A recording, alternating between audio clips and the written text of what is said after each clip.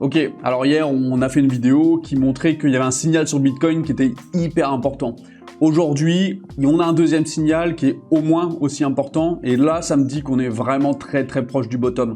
On va analyser ça et surtout le but c'est de savoir comment ne pas rater le bull run parce que quand il arrivera, il faudra déjà être prêt et c'est maintenant qu'on doit se préparer, c'est pas dans 6 mois.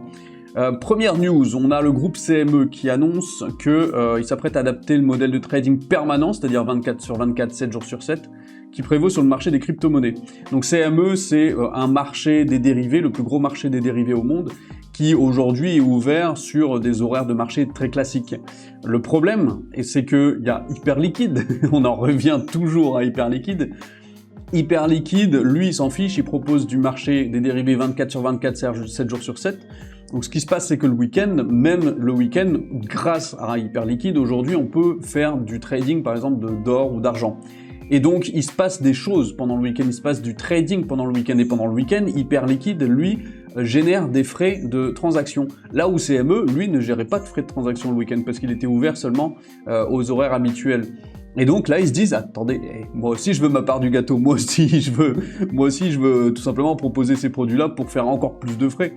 Et ça vous montre à quel point Hyperliquid est tellement puissant aujourd'hui, alors que c'est tout nouveau, alors que personne n'en parle, enfin quand je dis personne, en dehors de l'écosystème crypto en tout cas, et que les probabilités qu'Hyperliquid soit dans le viseur de Wall Street est très élevée selon moi. Et ça, pour en revenir à cet indicateur-là, c'est pour ça que je vous dis qu'il faut tout de suite voir quelle stratégie on va adopter. C'est maintenant qu'il faut voir sa stratégie. Et pour moi, Hyperliquid a clairement quelque chose à jouer dans le prochain bull run. Alors, dernière news, on voit que la Maison Blanche fait pression sur les banques pour qu'elles acceptent les récompenses en stablecoin et fassent progresser le projet de loi sur la Crypto Market Structure Bill, donc la structure du marché des crypto-monnaies. Ce qui se passe, c'est que on a eu hier une réunion avec les gros acteurs de la crypto, avec la Maison Blanche et avec les banques.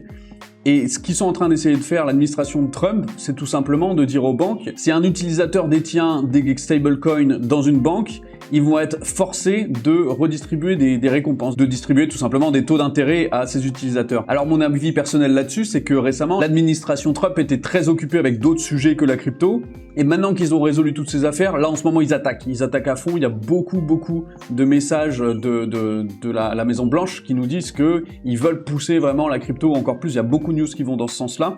J'en ai pas parlé parce que c'est vraiment des petites déclarations par-ci par-là, mais là ça commence à se multiplier et j'ai trouvé nécessaire d'en parler dans cette news-là, dans cette vidéo-là. Alors le fameux indicateur dont je vous parlais, c'est tout simplement les tendances de recherche liées à la disparition du Bitcoin, au Bitcoin qui arrive à zéro, sont en hausse alors que le principal actif de crypto-monnaie poursuit sa chute libre par rapport à son record historique d'octobre à 126 000 $, sachant qu'il est autour de 66 000 en ce moment.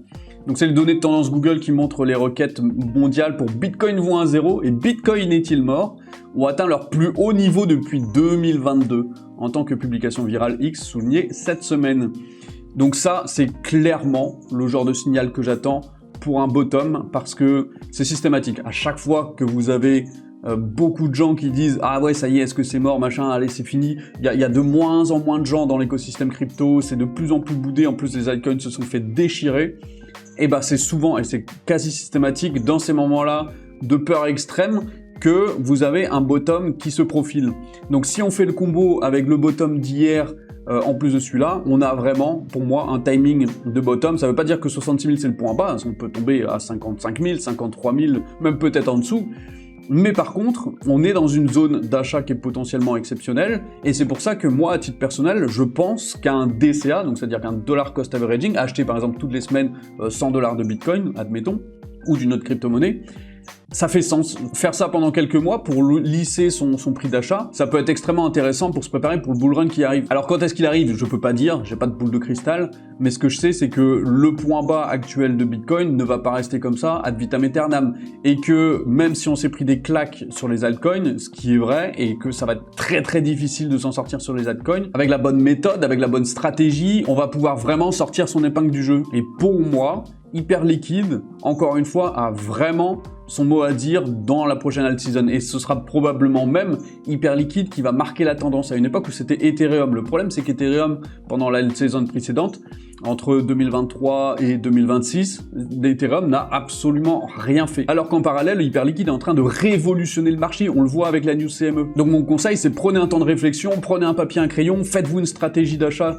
qui soit vraiment viable pour la suite. Et je vais vous demander de faire quelque chose. Abonnez-vous sur cette chaîne pour avoir des news et analyses quotidiennes. Je suis sur les marchés tous les jours et je pense apporter un angle de compréhension que d'autres n'apportent pas. Et si vous avez des questions, n'hésitez pas, je suis là pour y répondre. Merci d'avoir regardé cette vidéo et à demain.